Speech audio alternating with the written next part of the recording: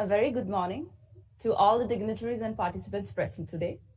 It gives me immense pleasure to introduce you to the opening session of the webinar series conducted by Council of Architecture, TRC Bhopal, in collaboration with IES College of Architecture, Kerala. I humbly welcome you all to the online platform for a healthy discussion on architectural education and practice post-pandemic. The speakers for today are Dr. Harimohan Pillai and architect Abid Rahim.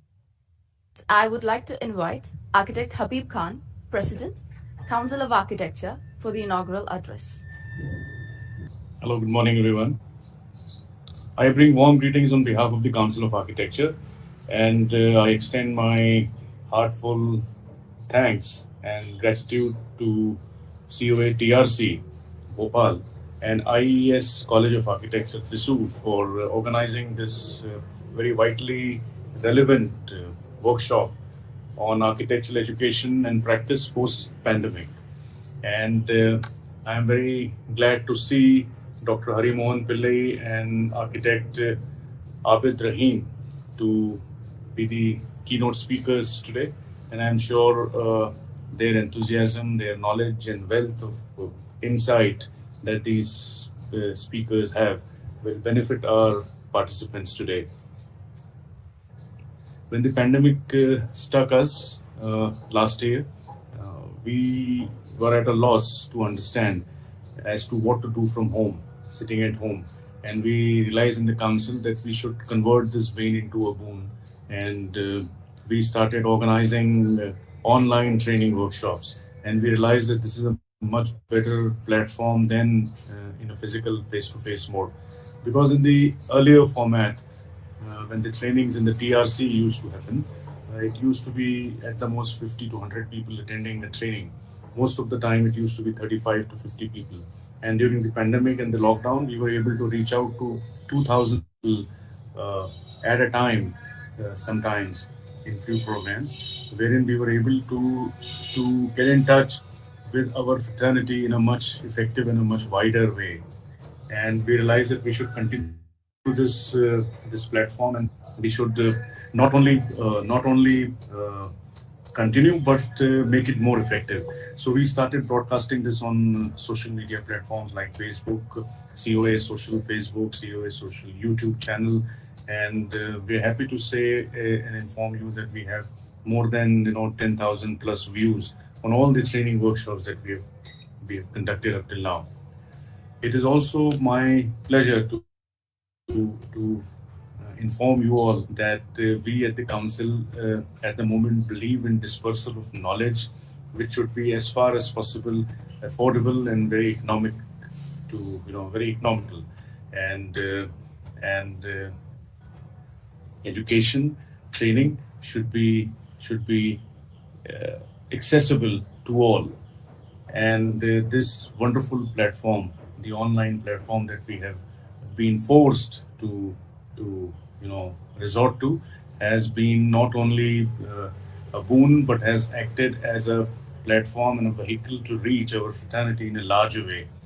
And I want to commend the work being done by Professor Navneet Munot of the COA TRC Bhopal, who has become very active and is getting involved in the activities in a larger way. And at the moment, the council has TRCs in Bhopal and Pune, and one in Delhi is underway. We are planning to open one in Bangalore very soon, and we are in talks with Kolkata as well, the IIM, to start a TRC there. And that way we'll be able to cover northeast, southwest, and all the center would be Bhopal, the west would be Pune, south Bangalore, east Kolkata, and north Delhi. So we'll have a presence across the country. And I'm sure you're aware of the minimum standards of architectural regulation, wherein it stipulates that teachers' training is mandatory. And young teachers also who join for the first time have to undergo a training of 3 months minimum. And we're working on the modules, and we're working on the framework of the same. We feel that to improve the quality of education, improvement in the quality of teaching is very important. The quality of teachers, the commitment level of teachers, the attitude of teachers. We want happy teachers, we want contented teachers, and we want quality teachers to teach our students uh, who elect to study architecture. And until the quality of teachers improve, the the quality of pedagogical methods improve, the quality of architectural education will not improve. And we hope that the council through the TRC will play a meaningful and important role in the entire process. The topic of discussion today, which is architectural education and practice post pandemic, is a very vitally relevant one. And why is it so? Because I feel that the nature of architectural practice, the nature of built infrastructure, and the mass that will happen after the pandemic is over, unfortunately, we're still going through the second wave. And let's see when the world comes out of this, when our country comes out of this. But post pandemic, we need to introspect and think how we were building and how we are going to build henceforth. How we are learning has undergone a tremendous transformation from the physical one-to-one mode to this online mode, wherein most of the time we are teaching design included and studio subjects included virtually through online mode. And this needs introspection, and this needs serious consideration from the academia in general to to look into the various pros and cons of this method. And I'm not sure when we will be able to go back to the traditional mode of face to face interaction in the studios, in the design studios, in the construction, the graphics, and other studios. But whenever that happens, it may happen, but during that time, a substantial amount of time has passed. In fact, one full year is gone, and I anticipate another uh, half a year to go in this virtual mode. So we need to introspect, and I'm sure Harimohan and Abid will be looking into it and will enlighten us all the roadmap ahead, and their insights will be meaningful and useful in helping us find a way out of the new situation that we all are in. I see a lot of participants and a lot of eminent speakers and participants in the list of participants, and I extend a heartfelt thank to all of them. And I extend my greetings once again to all of you. And I am sure you will be sharing this recording with the council, and it's with the TRC, and it will become an important document in the run up to the NEP that now we are working on. The new education policy is going to change the education in our country, and the council is working towards it to fit architectural education within the framework of the NEP. And I think it's going to be revolutionary as far as the opening up of architectural education is concerned, liberalizing architectural education, and the lateral and the horizontal spread that it will have, and it will positively affect the quality of architectural education in our country. And just before the NEP was announced, we had this pandemic after that, and and NEP also needs to incorporate the new education policy needs to incorporate the post-pandemic development that has happened, and a healthy mix of the virtual and the physical mode probably the way out. But you debate and deliberate today, and share the proceedings with the council so that we can put it into the framework that we're working on for the NEP. And once again, thank you so much for giving me this opportunity to share my thoughts, and a very warm welcome to everyone. And I wish all the best and meaningful deliberations that will follow. Thank you so much. It is my privilege to introduce to you our first speaker, Dr. Harimohan Pillai. Harimohan sir is a well-known academician and the chief architect of Archis Studio based in Kerala. He obtained his bachelor's degree and PhD from the Indian Institute of Technology, Kharagpur. He started his architecture career in 1980, and he has worked as a professor in several prestigious institutions, including Sir J.J. College of Architecture, Mumbai, and Pillai's College of Architecture, New Panvel. He headed MES School of Architecture, Kuttipuram, and has been working as a visiting professor at several schools of architecture since 2006. It is our pleasure to have you here, sir. Over to you. Thank you, and a very good morning to all of you. Not just good morning, but I find that because of this corona, good morning has become more meaningful, or Suprabhatam has become very meaningful. The reason is that before the corona period, we never used to see Suprabhatam. We never used to see good morning. We were in a rush to run from home and reach somewhere to get down to our work. But now for the last 1 year, good mornings appear very good. You can see the sunrise, and staying at home has become very enjoyable, for me at least. And at the same time, we have innovated enough to be in touch, and this webinar which is happening is a wonderful example of how we are able to connect once again in these difficult times. I don't think that's very difficult, because though it started with difficulties, but we have solved so many of our problems with which we are grappling in our lifestyle, and we have got down to business as usual in a totally different format. So in that format, I am going to speak about the relationship between architectural practice and architectural education. These two fields in which I have been there for a long time. Started with architectural practice, and I continue to do practice. And about 7 years or 8 years into the architectural practice, I got into teaching. So almost 30 plus years I have been in this field. Practice also continues, and teaching also continues, fortunately, even in this pandemic times, though in a virtual mode. I never felt that, I used to feel that maybe I will not be able to manage speaking to a screen. You see, I'm just speaking to a screen sitting here, and if somebody watches from far, they'll think something is wrong with this fellow. He's sitting and talking in air. But then this has become a basic norm now, and we are getting used to eye contacts with the students before us, and that physical nature of the intimacy of being around and talking, discussing, showing things, and that is not there, but still we have learned how to manage. So I have sort of started enjoying this.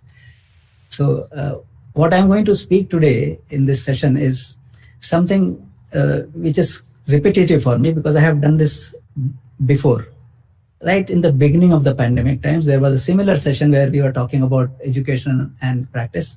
So that is when I spoke about the same issue, how we are going to tackle pandemic. And now almost 1 year has gone. I am going to speak how we tackle pandemic. The same issue, but then how, at least from my side, I could tackle the pandemic and tackle my professional practice as well as education. So with this few words of introduction from my side, I would like to make a presentation and speak while I'm doing that presentation. But taking a cue from our president, Architect Habib Khan, I would like to express some of my ideas and views about liberalization of education, which he spoke about, that how we can make use of this opportunity of which pandemic has given us to really liberalize our educational system, architectural educational system. So I will come to that while doing my presentation. Architectural education, I am speaking about education actually for practice, for the sake of practice. Education should be, architectural education should be for the sake of practice. That is, at least at the Bachelor of Architecture level, it should be for the sake of practice. To students who join architectural education at the bachelor level, ensure that they are capable of practicing. Because other aspects can happen once they enter practice and get through it for some time. And then according to their will and wish and their interest, they can get into the theory aspects, master's education, PhD or whatever. So the primary focus of BArch education, I have always felt, is that for practice. That's how it was with me. I worked for almost 7-8 years before I even thought of going to a school of architecture to teach. Because to learn in 5 years of education, I felt that nothing much was learned in college. We learned a lot of theory, but then one has to really understand architecture from the perspective of real building. And without that perspective, without understanding that perspective, it's my personal belief. Whatever I am saying here in this presentation is all my personal belief. Others may not agree with me. my personal belief that without that practice of having built a couple of buildings and understood the entire process from foundation to finish of design execution, it is not correct to get into the classroom to teach students. I mean, this is my personal opinion. You may differ on this, because I was like that. I entered only after about 8 or 9 years of actual practice, constructing several buildings and a pretty established practice, which I still continue to do. So let us look at what practice was. So this is what the image that you see is pre-1865 architecture in our country. I have taken only 2 regions, as I said. One is Kerala, my state. The second is my neighboring state of Tamil Nadu. All of you architecture students are aware of these 2 examples of architectural practice. Age-old architectural practice, hundreds of years of practice, which we study as history of architecture. And this shows the existence of this even today in the environment shows that we had rich skills and in our own language, not borrowed from anywhere. We had our own regional languages, regional skills, regional materials used, and this is what we had created to suit the culture and ethos of the people who wanted all this. So architects were building all this. They were all architects. We may call them sthapatis or sompuras or whatever, but they are architects. They were architects who designed and constructed these built forms. So what happened in 1865?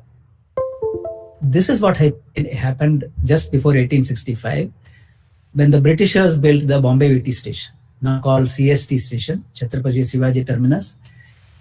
And in order to construct this massive Indo-Saracenic style built form, they had to put a shed where draftsmen were employed to make drawings. Local draftsmen were trained, people were trained in that shed, which actually later on became the first formal school of architecture, mainstream school of architecture in India, which everyone knows, Sir J.J. College of Architecture.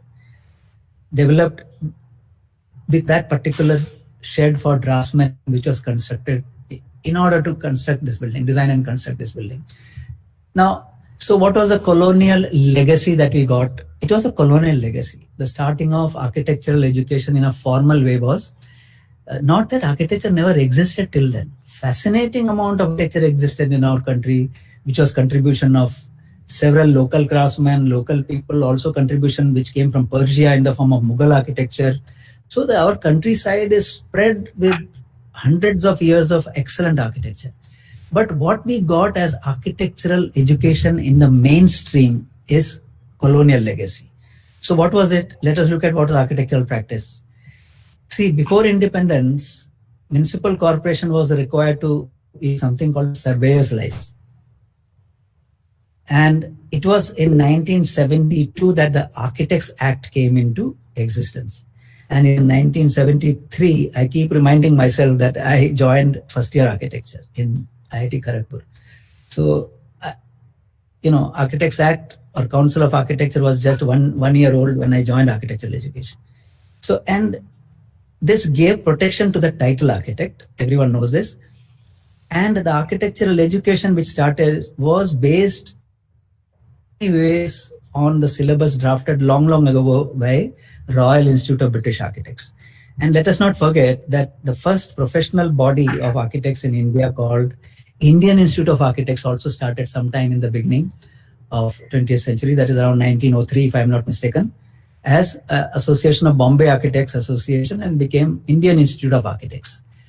So it was quite natural because J.J. College started in 1865, Indian Institute of Architects started in 1903, so just a gap of 35 years. And naturally, the educational system was based on Royal Institute of British Architects syllabus drafted long ago. Now, but if you take a look at, again, go of architecture in India, architectural practice in India, and then what transpired in between with colonial legacy that we got and what is happening today. These 3-4 images will sum up the entire history of practice, or let us say the mode of practice, or let us say the skills involved to do architectural practice. I am always focusing on skills, because I believe skills are extremely important to be in any profession, whether it is a musician or a artist, architect. You have to have certain important skills. So look at these three images. The first one will be required to be an architect: sculpting skill, carpentry skill, hands-on working skills. Drawings were not very important. Drawings important, nothing survived. If at all they created drawings, they didn't survive. The sthapatis or architects those days depended entirely on their vision and their hands-on skill. But formal architectural education, which was a colonial legacy to us, and also because it started as the Bauhaus School of Architecture years ago, was the architectural education based on drawings. First, you visualize, make drawings, prepare a set of prints, and then take the drawings to the construction site and construct the building, which in India, I suppose, started with the construction of the Bombay VT station and many other buildings which came up during the colonial period in Calcutta, in Bombay, and many of these cities where we had that present. What happened later is what I experienced when I was deep into my professional practice. That was the year of 80s, 1980s, when something called computers came in the market. Mind you, I am one of those persons who actually practicing, happily settled, and suddenly this machine called computers came in the market, and everyone was talking about it, about a software AutoCAD. I was fortunate enough to start working on AutoCAD release 1.1 when Windows 95 also had not come. So, and working with MS-DOS as the operating system. And out of hobby, I started learning AutoCAD release 1.1. Today, where are we today after from 1980s to 2020? The entire design field is totally captured by the virtual field, or everything is inside the virtual world. We call the laptop, or in the world of software, everything. And it has boiled down now to building information modeling as a source for architectural execution. So this is where we have reached, from hand to mouse and to now gestures. Probably mouse also will become redundant pretty soon, because you will be able to do some gestures and create holographic images in the near future, because those knowledges are under development. So, but in spite of all this, nothing much has happened to what I would call as syllabus version 0. There is a syllabus version 0 which we are dependent on for a 5-year course. We are still at 5-year course, though the entire engineering fraternity has moved into 4-year mode of teaching. When I was an architecture student, engineering was also a 5-year course in IIT Kharagpur. So all of us were at par. I mean, we were all at 5-year course. There was a competition to do well and leave the college after 5 years. But today there is a lag between, that lag continues. Engineering education is 4 years and architecture education is 5 years. Still, we haven't taken that bold step to ensure that our syllabus is restructured in such a format that you study whatever is required to become a practicing architect in 4 years and get on into professional practice. Though we do have something called professional training, 6 months training as part of our 5-year course, but that even engineering graduates have kind of industrial training. They are made to go for 1 semester to some industry and learn something and come back and complete their degree. That is it in a 4-year course. So somehow this is something which I suppose we need to address as teachers. Liberalization of education. This could be perhaps the first step towards liberal education and making architecture education at par with engineering degree. It means a lot. It means a lot to students. It means a lot to parents. It means a lot to the amount of money that students, parents are expected to spend on education. You see, that 1 year makes a big difference for employment, for employment guarantee and higher education. An architecture graduate is always lagging behind his schoolmate. I mean, this is something which we must understand. You studied to 12th standard with your friend, your classmate, your friend is getting a job and earning and then you are still stuck in 5th year. You got to spend 1 more year. So you're lagging behind your school friends, which is not correct. And this is my personal opinion. I don't know when our system will sit up and notice this, that I have this firm belief, maybe because I am from Indian Institute of Technology, that architects are also engineers, but engineers with a different kind of vision. So let us be at par with the engineering fraternity and try to make our course as part of this liberalization objective as a 4-year course. Let us try that. We should try that. So this is the first step. So mandate, in order to do that, we have to have a mandate to change the architectural pedagogy. Now we have that opportunity because we are right in the middle of the pandemic.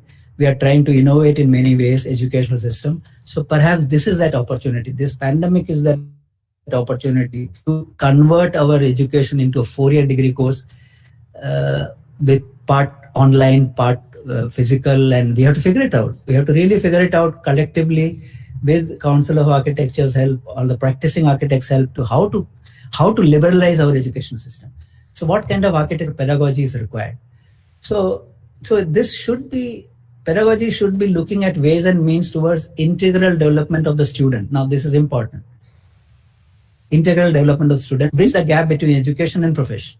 At least for architecture, it is necessary. How to bridge the gap between education and profession. I myself had discovered this on my own entirely in my first year itself, fortunately. You see, I don't know how many have done it, but I am one of those students who worked after my first semester examination in an architect's office. In 1973, after my first semester examination, when I had just learned drafting, when I went back for a 1-month holiday back home, I went to an architect's office and showed my first semester drawing. He put me to draft. And by end of that 1 month training under that architect, he is no more, but he taught me how to do municipal drawing. And I became skillful at the end of first semester to prepare a municipal drawing and get it approved from the municipal board. What is wrong in it? Why can't we do this kind of skill development?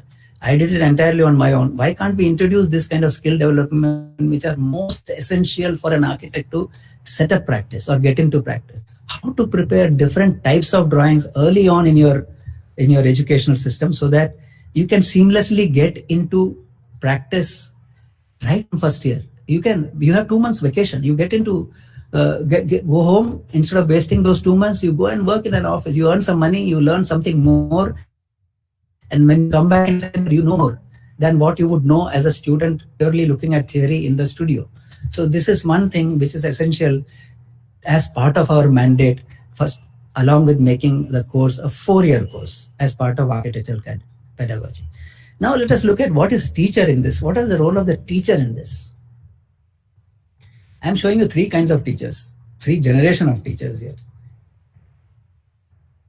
See, the first kind of teacher.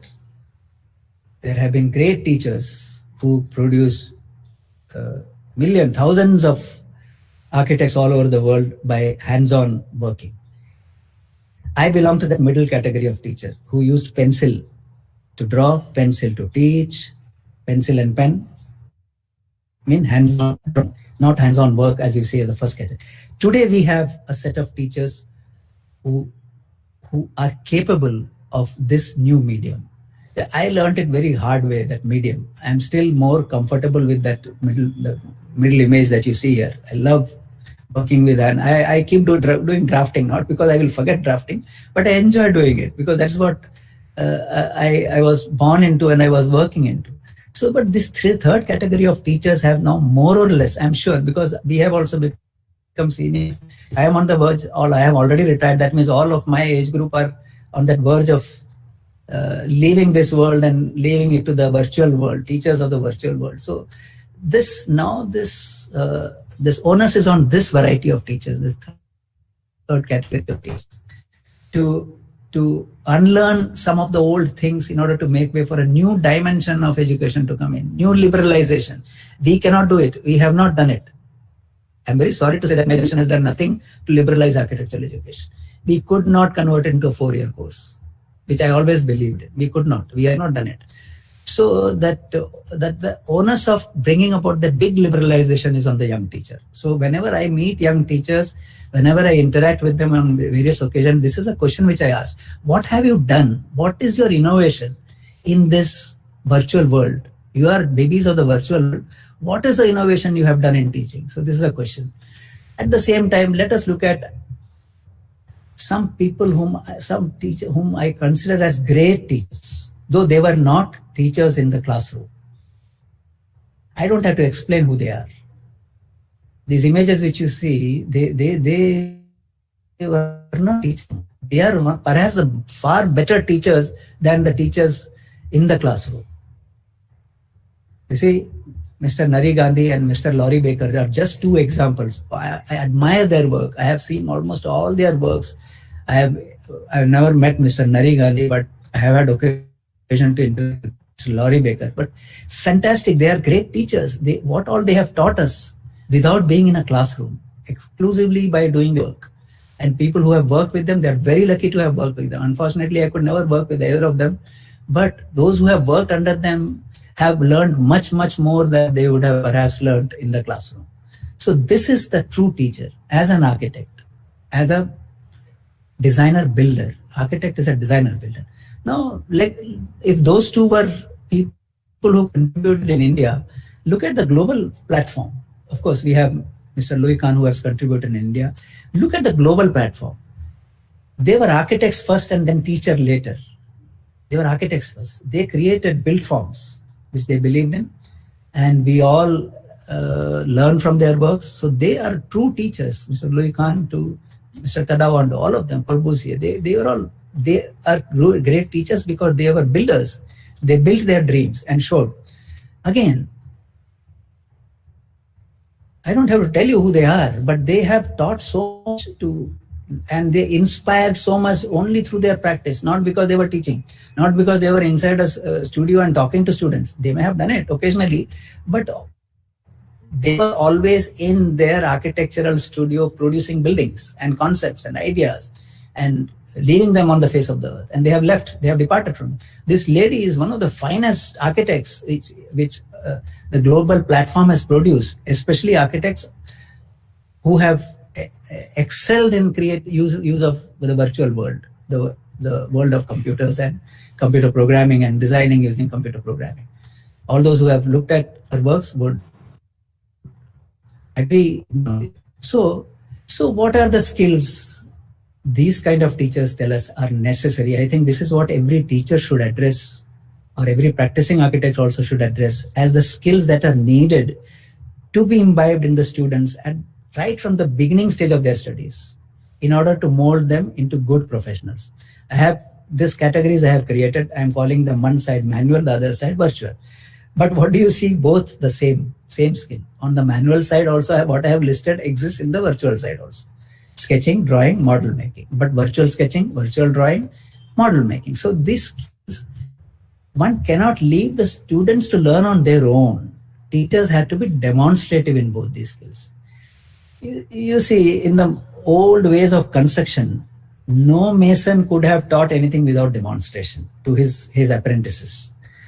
So in the manual world also, no teacher could have taught a student by simply asking him or her to go and draw this or go and draw that. That doesn't work. A teacher has to actually show how a T-square is to be used, what is line weight, what is line crossing, what is hashing, and so on, which we did. Our teachers taught us.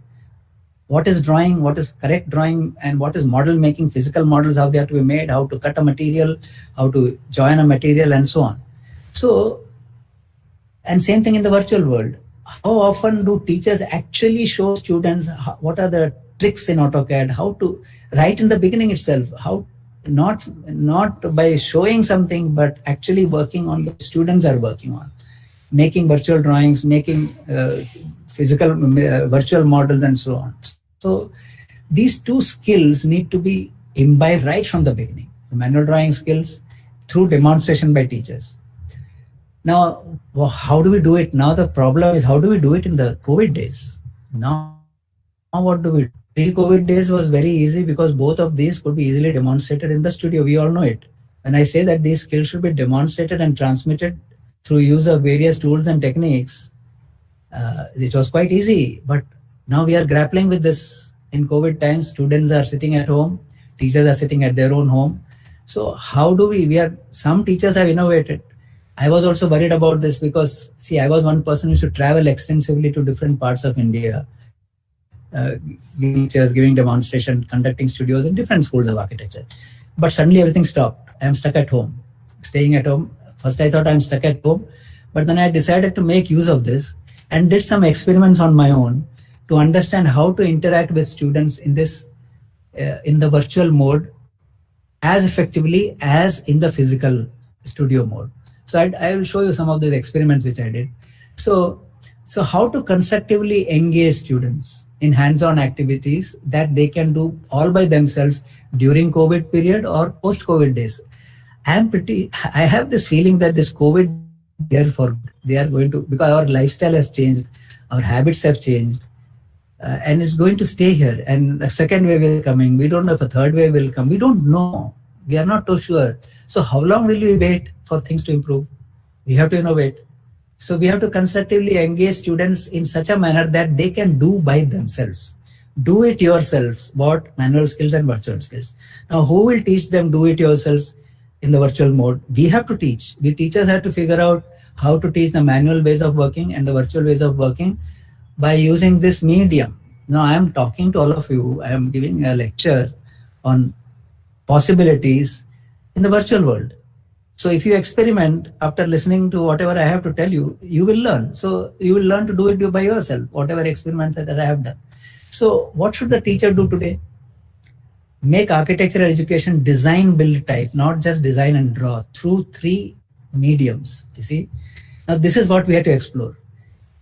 For the last, ever since the drawing medium came and even when the computer medium came, we teachers were stuck along the students in the theory and the studio mode. Workshop was just one activity. We never paid much attention. For council's inspection approvals, every college of architecture I know in India, including the one which I was also heading, had a place called workshop to be shown to them. Whether any workshop activity used to happen there or not is something very, very doubtful. It doesn't happen on a regular basis anywhere. Few brick walls are made, some arches are made, and then that's it. It ends there. But that is not the concept of a workshop. A workshop has got a much bigger ramification. What happens in a workshop? What all can happen in a workshop? So theory studio workshop is a triangular kind of connect conducted by demonstrating skills. Now, how to do it? So design build education, if we focus on design and build, it can create large number of opportunities on graduation. Now, this is something, again, part of liberalized education. We talk only about design education. Why don't we talk about how to design build? You as an architect will be not only designing, but ensure that it is constructed by your own firm. You set up an architectural practice which is design and build. So this is one big innovation in a BArch degree, that Bachelor of Architecture means you can design and you build. You appoint contractors maybe, but it is your company which is going to build. That means the 7th item mentioned here, architectural management and communication, is added with construction as an activity. Actual construction, how to manage a construction of the design that you have done. Not maybe taking up other projects. That's what builders do. They never design, but builders have in-house developed this by employing architects. Now we have given that wonderful opportunity to builders and developers. They employ architects and get things done. Instead of that, why can't architects do it themselves? Why can't our education ensure that we are creating architects who are setting up office not as a consultancy, but as a consultancy come construction firm? For that, we have to liberalize our education. We have to look at the syllabus. We have to look at the regional issues. How schools of architecture in Tamil Nadu should teach, how schools of architecture in Kerala should teach. Regional issues come into the play. The issue of economics of building comes into play. So these 7 issues are very crucial to teach design build education, design representation logistics. These are 7 issues which I have created to understand this method. design representation logistics, materials logistics, construction logistics, services logistics. These are all logistics which you have to understand. Economics of building and history, culture, and humanities are just a plug-in.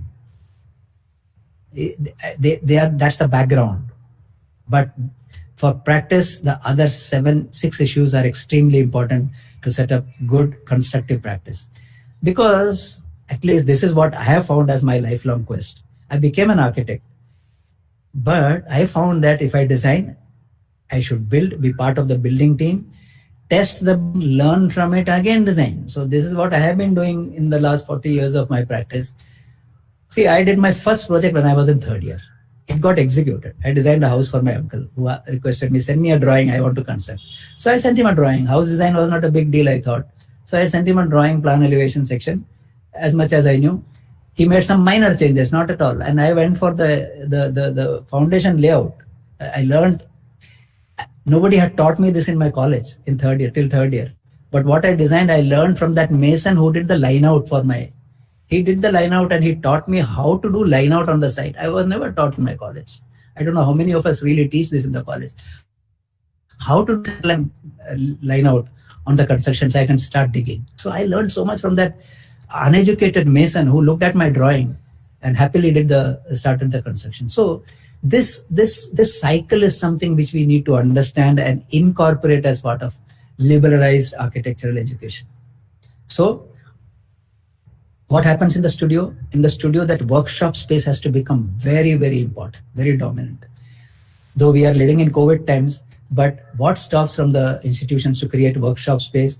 Theory you can teach online, no problem. Studio also can be online. Actually, that's what is happening now. You have to, each student who is sitting at home can have a home studio. I have experimented with this aspect also. Created a home studio for students who are in touch with me. So theory and studio can be home-based, but the workshop cannot be home-based. So institution can convert themselves into state art workshops of different building trades. So you keep learning theory, studio, but whenever the opportunity arises, Tangle says that now you have to report following social distancing norms or whatever protocols to be followed, report in the workshop and learn whatever theory you have learned and whatever you have done in studio by way of hands-on work, along with help from skilled persons, masons, carpenters, and so on. So this is possible. There are wonderful examples of architectural schools and colleges which were constructed, designed and constructed by the faculty together. I have been part of such ventures where when I was the principal of Pillai College of Architecture, the faculty together sat down and designed the campus. And when the construction started, it was the first batch of students who supervised the foundation construction.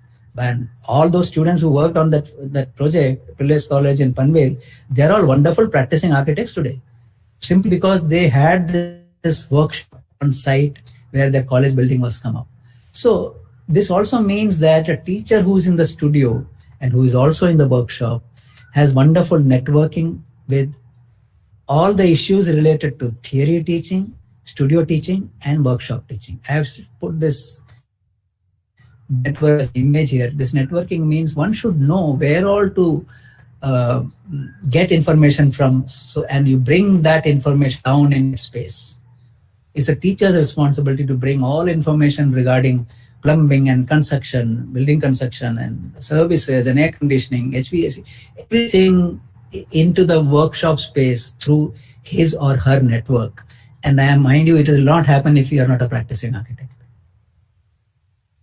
Because you are a practicing architect, that you will know, you will have your contacts and network in the building industry, building material suppliers, to invite them, to call them up into the workshop, to sponsor a class.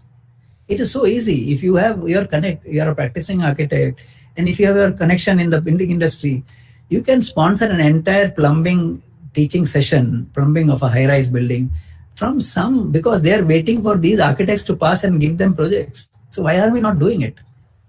Which institute is doing this workshop in such a manner with, this is the best space to have academy industry interaction, the workshop space.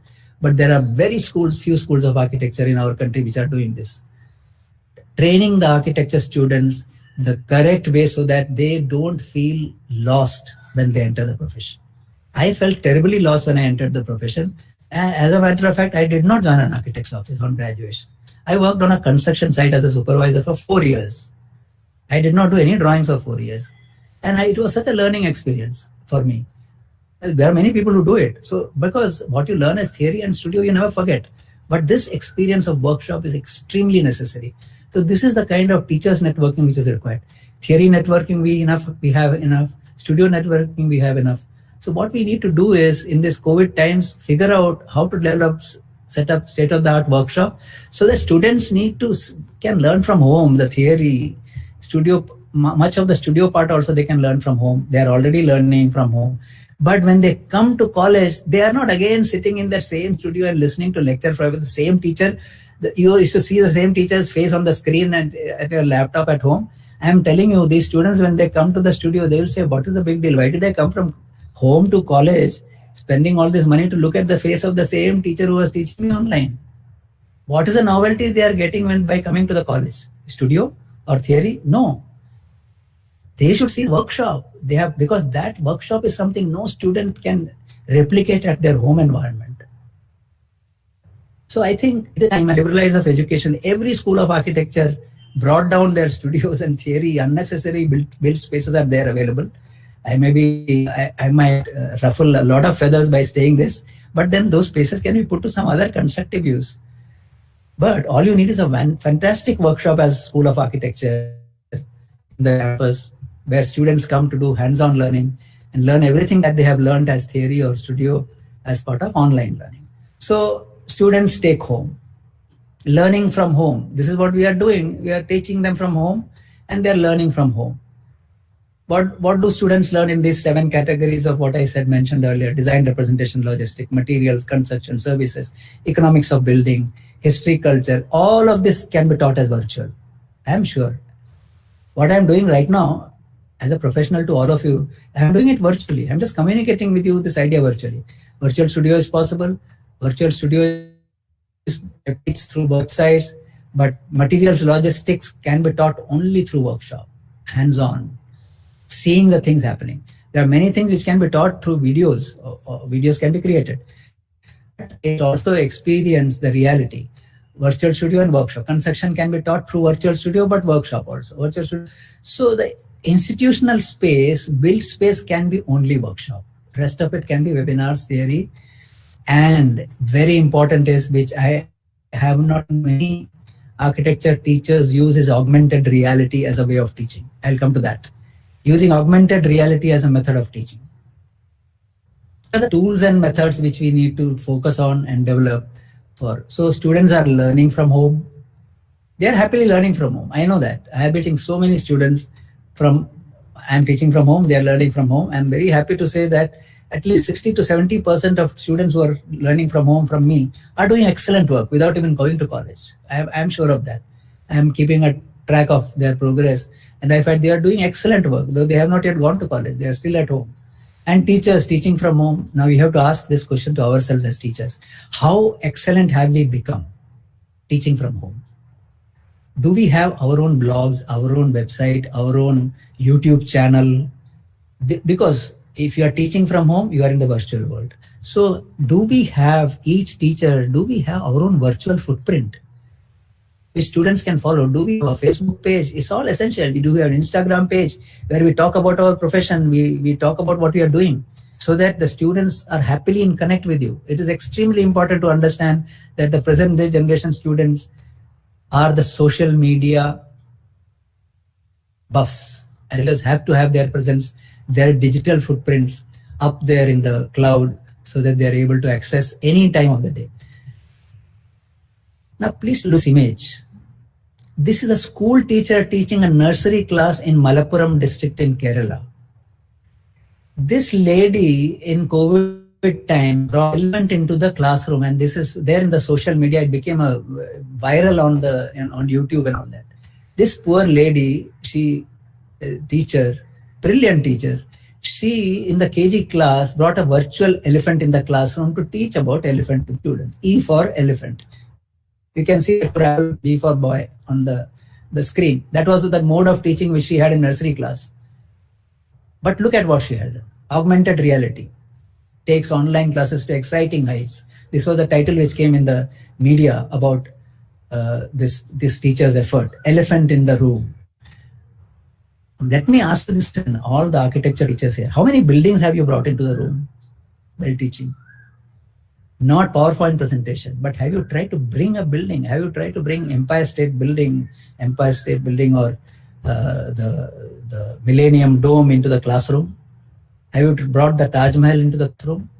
Isn't it, there are institutions which have augmented reality facilities and all that, but I don't know how effectively they are using it. I have no idea.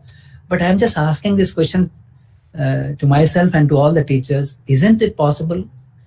So sitting in your house, if you're teaching from home, you can create a building, augmented reality for students. I mean, this is the way things are going to change. So what are teachers giveaways? I spoke about students giveaways. Teachers teaching from home, you have to really understand what it is to be a virtual full-time faculty. I have more or less become a virtual full-time faculty now. Any college who wants me to teach, I refuse to travel now. People ask me to come to their colleges, but I refuse. Say, I'm sorry, I don't want to come. I can teach sitting here, and I'm sure that the students will learn. And I'm still experimenting, trying to understand how to use the digital connectivity efficiently, virtual demonstrating tools effectively. I keep making a lot of videos, keep uploading, sharing things on my website, blog of skills, professional works. All, this is the wonderful opportunity which all of us have.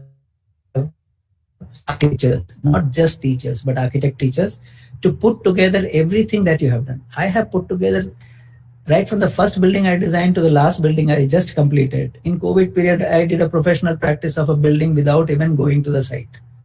You see, but it came out very good. I was so happy. I could go only for the foundation, which happened just before COVID. And I went for the final opening ceremony of that. But everything was handled online through WhatsApp videos and chats, and with the workers. They did an excellent job. I was so happy to see the excellent workmanship which they did just by being online and working on the site. So it is possible. The virtual full-time faculty, virtual architects. I mean, so these are my views. These are my ideas. I'll skip through some of the experiments which I did in the last 1 year of COVID times. I announced this on my Facebook page, and I got quite a few students engaging with me personally. I just put this on my Facebook page saying, learn to document architectural design in a virtual world. And I had an interactive online session, one-to-one. It was one-to-one, not even a group session. No group session. It was totally one-to-one on how to do structure, construction detail services and properties. You learn online. So I got wonderful response from a couple of students, and this is what they did. I am showing you their work with my participation. This was a residence design done by a third-year student. He shared his plan with me and his ideas of elevation with me, and I taught him how to create a BIM model. So, and not just BIM model, how to extract quantities, how to do construction from foundation to finish. Between us, he did not understand in the beginning, but between us, it took us 3 weeks of interaction on a day-to-day basis. Late in the night, I would get a ping from him saying, sir, I am stuck here. So in 3 weeks, this is all by his work, not my work. Design, structure, services, construction sequence, bill of quantities, and the animation of that entire building, how to build it. You can see from your excavation, footing, PCC, footing, column, reinforcement, everything online. I use my knowledge to teach him how to do reinforcement, how to calculate reinforcement, how to calculate areas, how to calculate the cost, how to do electrification by professional knowledge of constructing buildings. I have constructed several buildings, several houses, it was not a big thing in the virtual world. All this happened online. So sharing a BIM model and working together. So he after that, he sent me his comment. He said, sir, I never learned all these things in all the 3 years in which what I learned in just 3 weeks. And after that, he's focusing entire design exercises based on that. See, this is because this was the conventional design representation, which we do conventionally: ground floor, first floor, second floor, section, and a perspective view. But this is not what we should be doing. We should be doing BIM modeling. Teachers should be sharing only BIM models with students, help them develop building information models online. That is very easy to develop online, so you don't have to go to studio. This is what I mean by virtual studio, by screen sharing in I have done this. This is the way I used to share this. You can see the entire screen here, which I share with the student. And together we develop the BIM model like this. So if he makes a mistake, I tell him, no, this is to be changed. This is to be this. So the whole building comes up like this: ground floor, first floor. You keep adding all the layers, and this is the student's design. It is my design. I am only a facilitator for him to understand how to do it in a very professional way, whatever design he has visualized, so that he is able to extract the drawings required for construction of the building. This is called design build teaching. Above in the virtual world. This is happening in the virtual world. By the student completes this, the entire animation is ready of what happens at foundation, what happens at various stages, where you stop at plinth, where you can stop at lintel level, what kind of material procurement has to happen, logistics of construction site management, and so on. So teachers' giveaways are this: teaching from home. Teacher must become experts at all this using the virtual world, so that they can effectively guide the students in the projects. So I think we have to start from scratch. All of us teachers, if this is going to be the new normal, as we call, I think we have to start from scratch. Because science, because architecture is not mother of all arts anymore. Long back, it was in olden days that they used to call it as a mother of all arts. I believe that architecture is the science, technology, as of today. It is the father of all technologies, as a matter of fact, not mother of all arts. It is the objective of design and architecture is to provide physical comfort to humans. All right, this is what we learned, and make aesthetically creative value addition. But it involves a scientific and mathematical approach for skillful execution of the built form. If we are not teaching to the student, then we are not teaching anything. We are not teaching skillful execution of the built form. And my experiments have taught me it is possible to do it online. And if colleges have state-of-the-art workshops, students can learn all the other fundamentals of how to execute buildings, different aspects of plumbing, electrification, HVAC, and whatnot by being in the workshop. See, I'm just showing you some images of some wonderful young architects. I am a great admirer of these architects. I'm not telling you the name. Many of you may know it. If not know, please search and find out who these young architects are. Highly skilled young architects who have created this built forms. It's Vinu Daniel, sir. Yes, I am a great admirer of his work. Young architect, what fantastic work he's doing. It is so obvious that he is using the digital world in this. It is not purely manual. Visualizations done using the digital world is obvious. But look at the fascinating hands-on detailing, which I'm sure is controlled by the architect, of the control of the people, every hand which is put on each brick there. That shows the control of the architect on the people who are actually working on site. Look at this. There's another project. Look at this, another project. It is not possible to draw this design. It is virtually visualized, but that material, hands-on importance of the use of material, only the skilled can do it. So what is the skill of the younger architects here who are doing such fascinating work? It is the digital skill, the manual skill, the material skill, and all those lots of skills that I spoke about. And most of all, the management skill. How to manage to construct such visualizations on your own using a team to see execution very effectively. So this is the kind of architects that we teachers must make by bringing in all these in the virtual world and help them create this kind of built environment. You see, so that is the role of a teacher. So we have to go back to that old teacher in between, and then not today and tomorrow it will be something. 3D printing is coming now. It is already there, 3D printing. So how many of us are prepared to know all about how to 3D print buildings? We have to learn that. If I have to do my next project, maybe I'll try that, 3D printing. So you have to be the change. Change is just ahead. Already the change is set in, but if you have missed the change, then it is our funeral actually, if you are missing the change. So we have to be the change. Each of us have to be the change. Thank you very much. I was just speaking my mind out. These are all my personal opinion. No offense to anyone. I'm not criticizing anyone. I'm not criticizing the system. I firmly believe in whatever I have said. I firmly believe that we are far, far, far outdated. We have to liberalize our education. First, we have to make it 4-year education. Second, we have to make it totally workshop oriented in this COVID days. And we teachers have to learn to teach virtually everything and ensure that when the boys and girls come to the college, they experiment with the workshop. They experiment with it. And the teacher is also present there, not to show the face again like a screen. I don't want to now go to a college campus to talk or to talk in a lecture hall. If any colleges invite me, I want to do hands-on things, not to speak, because they are, I mean, it will be like I might as well hold an empty screen in front of my face and sit in the classroom. Because this is what students are used to, watching me on screen. So in reality, college campuses have to become workshops, period. That's my belief. And that is a new liberalization of education that can happen. I am firm on my belief. I don't know if look, and most of all, there is another very important issue which we haven't yet addressed. Local language becomes extremely important. Our education system is still stuck from global to local. We talk about global architects as if they are the greatest. I will prefer to talk about my local carpenter, local fellow, local people who have constructed in Kerala, all these Nalugattu, Ettugattu. I like to get hold of them and let them teach the students first.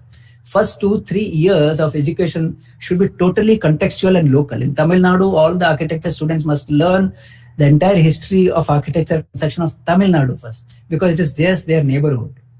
All those temples and all those buildings are in their neighborhood. Just learn and interact with all those masons doing tuk in Mahabalipuram beach, sitting and sculpting. You go there and learn from them. What is sculpting? Tamil Nadu students should be doing that. Kerala students should be meeting all these traditional and carpenters who do such fascinating temple reconstructions and all that in Kerala. Even today it is alive. But no, Kerala students will also first learn about Corbusier. I don't know for what. I don't know why we are learning Corbusier and Bangalore. We should be looking at this Tachan here in Kerala and sitting with him and understand how to do that. Or somebody in Gujarat should be actually doing what they are doing there. Rajasthan should be. So we need to go from local to global. First 2-3 years. This is another big liberalization we need to have. First 2 years should be purely local studies. Then next 2 years can be global. Then we will become truly Indian architects. We will do things not copied from San Francisco to Delhi and Bombay and Cochin. You see, that's what we are doing. We are just copying from Dubai to India. Building can exist in Dubai, the same exists in Kerala streets. I know, I've seen so many of them exist. Or they make in Dubai, they make here in. No, not that. First 2 years of teaching should be India or local. Kerala should be Kerala. And Tamil Nadu should be Tamil Nadu. Then the next 2 years focus on the global issues. And the entire 4-year course, 4-year I'm saying, not 5 years, 4-year course should focus on every aspect of skill development. Arey Baba, an architect should be able to understand what is the plumber doing wrong. This is where plumbers fleece architects, carpenters fleece architects. We need to liberalize our education system. This is the gist of whatever I was saying, that liberalize in the sense that for long it has been 5-year education. We need to become at par with engineering education. Important, very, very important. I mean, we are just troubling the parents and children. Especially you, 12th standard, you study with a group of friends and they go far ahead in life than you. Once the time you become architect, they have already settled and you are still struggling. So that is the first thing that we have to do. Make it at par with engineering education. So to do that, we have to think of innovation. In COVID days are wonderful. We have learned about online education. We know that so many things we can teach online, and we need to focus on teaching hands-on skills more effectively to students by using state-of-the-art workshops. Students need to come to college only to do workshop. Rest of the things can be easily learned online. I mean, this is my firm belief. So, and also, we should focus on local issues. Out of these 4 years, 2 years should be totally devoted to understand local ways of construction, local history of architecture. Because most of the time, in Kerala, no Punjabi student comes to learn, I am sure of that. It's all Malayalis who are studying in Kerala. It's all Tamilians who are studying in Tamil Nadu colleges. So why not address these issues Many of students have this difficulty of communication when they come into the college because they don't know English very well. They're brilliant, but they don't know English very well. They are forced to express everything in English. So that can happen very gradually. First 2 years, you gradually learn to express yourself in English, but your education is happening in the local language, but you are teaching architecture, local skills, how design and construction is done. Believe me, when I go to a construction site, I hardly use English here in Kerala. When I was in Maharashtra on construction site, I hardly used English. Nobody understood English when I spoke on construction site to the workers in Maharashtra. So why are we stuck with English as a medium of communication when we can very easily, gradually develop our students from local to global? First 2 years of local issues, local education, local skills, and train them to become a global architect by the time they reach third year. Then focus on global issues of design, construction, so that they're able to migrate, they're able to go to other countries. But mind you, when they migrate, they should carry with them the culture of our country. Every student who goes abroad should know everything about the local ways of construction and design, so that they are ambassadors of our local culture of construction. Very few students they just run away from here to get settled in Canada, US, and all these places without knowing anything about our background. We have such rich culture of construction, rich culture of design and construction. So this is a liberalization which I would hope will come about in this COVID times, pandemic times.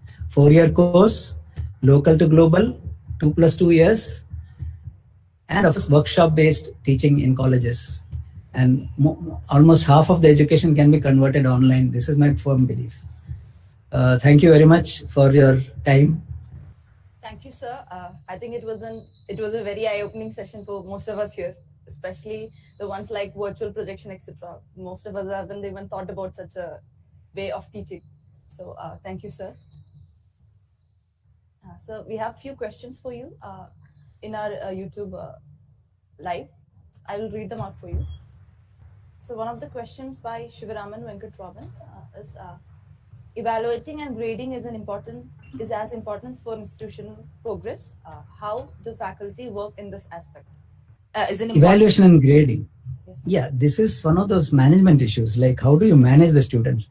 Evaluation and grading cannot be as a numbered item. You know, we are dealing with students' skill set, young students' growth of or confidence levels. So I always believe in that evaluation cannot be a numbered thing. It should be left to the teacher concerned who is evaluating students' work. He or she knows the student in the studio very well, should know the student. Because come on, they're all 17-year-old young boys and girls. And engineering takes 4 years to make them adults. We are taking 5 years to make them as adults. This is again pathetic. We take 5 years to convert young boys and girls coming from school to convert them into adults. We are there. We are guiding them to become adults and go into the adult world of design and construction. So that process cannot be just put in under number saying 70%, 80%. Okay, they have left. Up to school, they were thinking about 80%, 70%, 80%. So you have to forget the quantitative aspect, and teachers have to develop their own ways of qualitatively judging a student and not comparing them qualitatively. Never compare students at qualitative level. Compare them with their own previous work. I mean, this is the way I have always done with my students. What you did in first year and what you did in final year, is there a change, qualitative change? That's all that matters. So a teacher has to evaluate the qualitative change which happens not only in the personality of the student, but also in the skills of the student, in the worldview of the student about architecture profession from first year to final year. If the student has not learned anything in 5 years of growth from a young boy to an adult or a young girl to an adult, then the fault is that of the teacher who is not evaluating the qualitative aspect of growth of a personality. The student goes through so many things like falling in love to falling out of love 10 times in 5 years. Are you aware of it as a teacher? You should be aware of it. Those are the issues which sometimes directly affect their work of the studio. But we want them to perform in the studio. Why you have not submitted? That cannot be a question. Why you have not submitted? A poor fellow or poor girl can't say, I was with my boyfriend last night. See, How do you, and you have, possible, you have to be a counselor, you have to be a 5 years. They are devoting 5 years of their life with you to help you make them an architect. So this cannot be a numbered thing. This question is nice, good question, but then I don't believe that it has to be qualitative, and it should be the right of the teacher. Evaluation is the right of a teacher, and it is the judgment of the teacher. How much the student has learned to become an adult in the world of adults as an architect. That's the issue. Thank you, Yeah, sir. anything I think else? that's a perfect advice for us.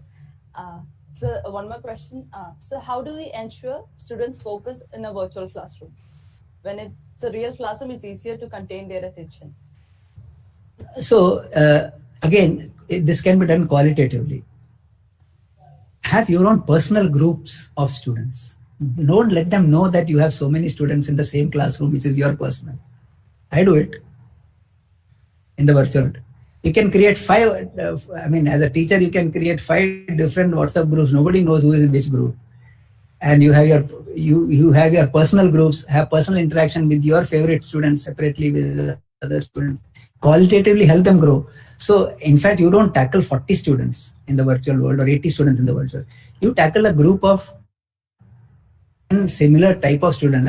This is where you need to understand the student psychology also very well. Know the student very well, and personally know the student whom you can put together as part of your group, not their choice.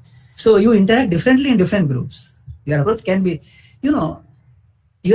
totally different to a brilliant student compared to a very poor student. Your approach has to be different. You can't have the same approach of teaching to a brilliant. So you group the brilliant students together and group in the virtual world, you can do it. You can't do it in classroom atmosphere, physical atmosphere. You can't do it like that. But in the virtual atmosphere, can easily people according to your choice and WhatsApp groups of 4 different virtual groups, and you communicate with them according to their level of maturity. This is something which rarely teachers try to address, the maturity of the student. Sometimes in first year, you see a student far more mature than all the others in the classroom, age-wise, mental-wise. And there are some fellows who don't grow up even as a kid in final year also. So it is their background, the background from their cultural background, social background. So, and 5 years when you are in a particular classroom, they are not things, they are people. As architect, you have them as people, folks who are from different backgrounds. I don't know how to sort of, but I keep doing it. I make different groups, deal with them differently, and pit them against each other virtually, and tell them, look, this can be done. This is done by somebody else in your classroom. You don't know who has done it. In virtual classroom, you don't know who has done what. So okay, look, guess who has done this. Have a quiz or guess who has done this. So then they will all connect to each other. How do you connect people sitting at their home? I do it. I conduct quiz for all of them. So they are excited because they're all sitting at home and part of the quiz, and they're seeing the quiz, and I share what individuals are achieving in the quiz. They're competing. So in virtual world, you don't know the other person where he is, who, then over a period of time, they will all get in touch with each other in the virtual world also. They form their own groups. It happens. What happens in the studio will happen in the virtual world also. And believe me, I'm telling you what happens in the real world, like students forming opinion about a teacher and giving them nicknames, it happens in the virtual world also.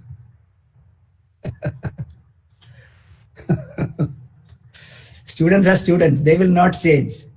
In virtual world, they will get in connect with each other, and they will say, oh, this fellow is like this. That's it. It's there. We know it.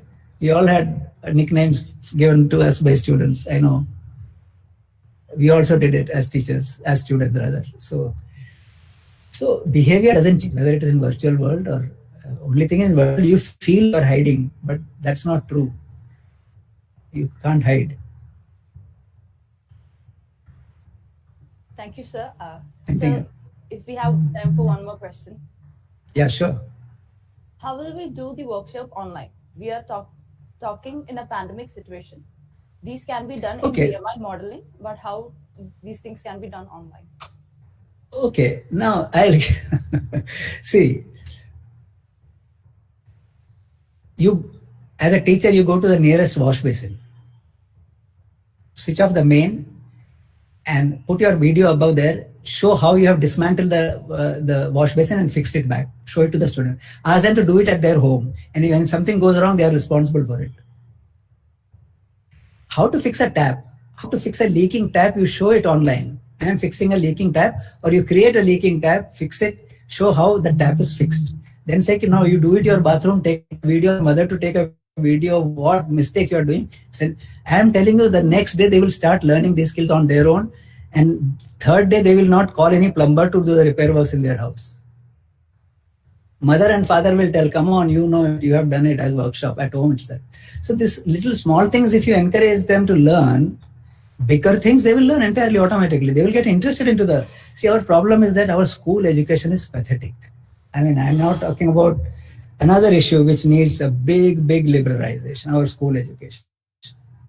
They don't learn, they learn all A for apple, B for boy, but they neither see the apple, they nor see the boy. See? Practical education is absent in schools. You know, it's absent in schools. Practical, all practical. Why do you have to learn botany through by heart? Why do you learn botany? You plant trees, you grow things, and then talk about the theory. First grow things, have a garden in the school where you grow things first. But the teacher will teach the botany first, everything, and then show them some seeds planted, so they do it like a hobby. But that's not correct. Everything. How many students, one simple question, how many architecture students know how to dig a foundation pit entirely on their own? 1 meter by 1 meter by 2 meter fit.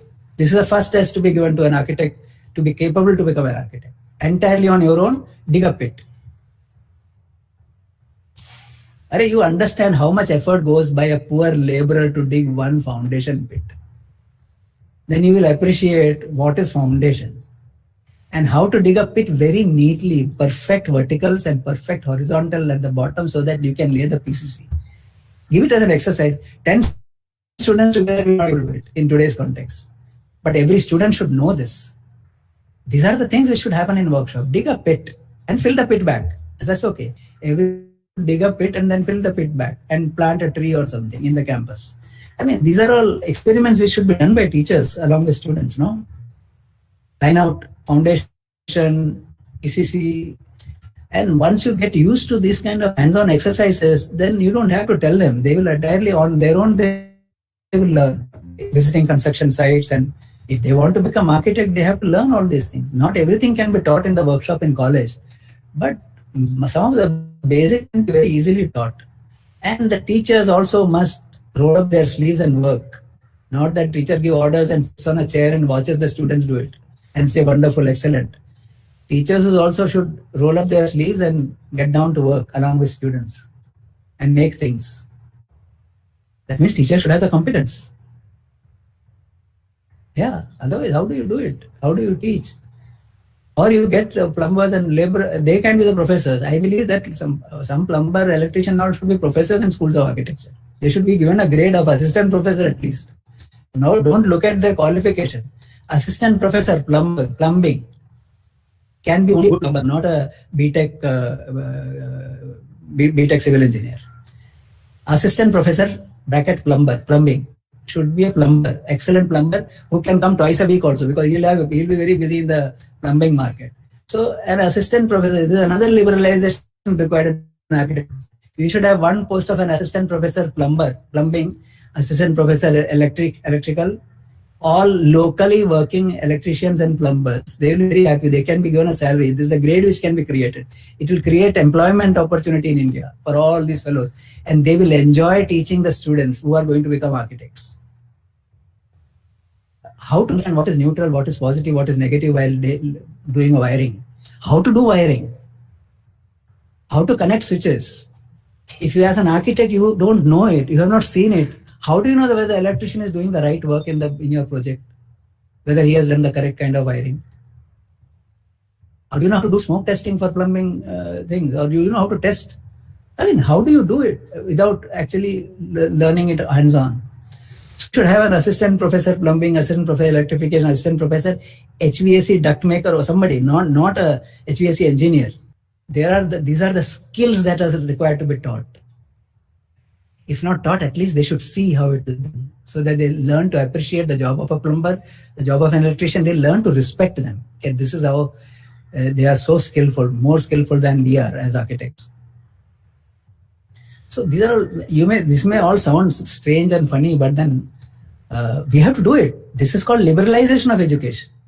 And I am telling you, I am a firm belief that in 5 years, the educational scenario will change. The architects will come out from colleges will be totally different if this is introduced. 4-year course at par with engineering, 2 years local, 2 years global, and with assistant professor, plumber, electrician, all these things. This may sound crazy to you, but this is the right thing to do under the present workshop in the colleges. No need of huge, big studios. All you need is a big workshop and a canteen. That's it. In a college, all you need today is a big workshop and an online education. Once a week, come to the workshop, or twice a week, come to the workshop, or rest it. There will be a lot of excitement amongst students when education is introduced. They'll be on their toes to come to the workshop because you are really learning something meaningful in the workshop. Not doing and making drawings, Making drawings is not a way to learn architecture. It is necessary, but then making drawings has its own limitations. All practicing architects will agree to this. Making drawings have their own limitation. Really, you understand architecture only when you execute or be part of the team. Thank you. So if anybody has any other questions, you can type them in the chat box. Time because sir mentioned, I completely agree with him about this overemphasis on drawings and belittling architecture in terms of reducing it just in terms of drawing. Like I remember teachers sometimes marking your work on plan, section, elevation as if that was what design was about. And sometimes we lose the point of what the space is for, what it was meant for, what architecture is about, by just marking it as plan, section, elevation. And this is one instance of how we overemphasize drawings. Yes, they are required, but those are things you can learn also quite quickly. You spend 6 months in an office, those are things you can pick up. There are lots of things that you don't pick up in an office that I think schools need to give. Abid, do you agree that profession is extremely important? Learning what is there in profession at a college level is important. You have traveled a lot. You have gone places, and so you have seen architects from different countries and different background. And I'm sure you must have seen that people who have learned hands-on are far ahead than people who don't learn hands-on. Am I right? Exactly. So I remember feeling very, very disturbed when I went for my master's and I saw the workshop. Yes. And I felt it felt very disturbing. I felt very angry that why is it that I didn't get this? Why is it that I can't see? Why is it that I see the machine, I don't know what it's for? And I felt that there was so much advantage. That is the reason why we need to focus locally first, and then make students capable of going and meeting these global students. No, they come with such background, such hands-on background, that we need to be like them. There's no point in going abroad without this kind of background, correct? So it was very inspiring talk that you gave, and maybe after 18 years I am sitting in your class, and you could inspire in the same way. Like 18 years ago when I was the first year, I really got inspired by your speech, and today also, though it is virtually, I really got inspired. So what you have said, like virtually also we can give that same effect. You have proved that in this presentation. And also it is nice to see how well you have talked about liberalization. Whatever the thing that you said to the people, it may look crazy, but those are all very thought-provoking things actually. Maybe we are also moving in a very routine manner. So these kind of thought-provoking things can really help us. Like because once we are in an institute and we are going in a very formal manner, So these kind of inspiring talks are really helpful, and we can also incorporate all these things.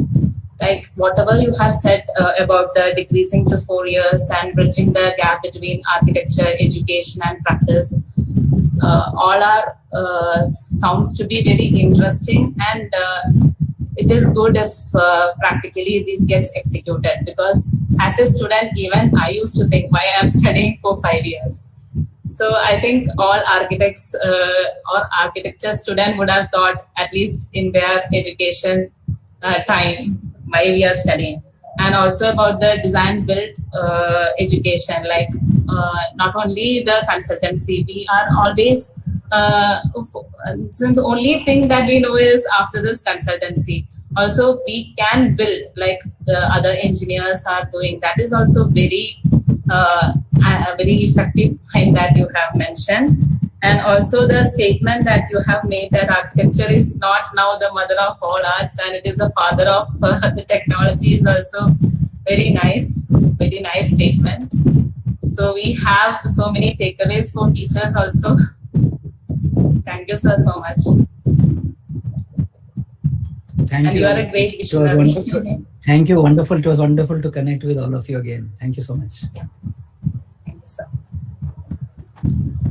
Thank you, sir, for taking your time and answering our queries. Thank you for this wonderful presentation. It was our pleasure to have you here today. And thank you, Nida ma'am, for summarizing the session for us. Thank you.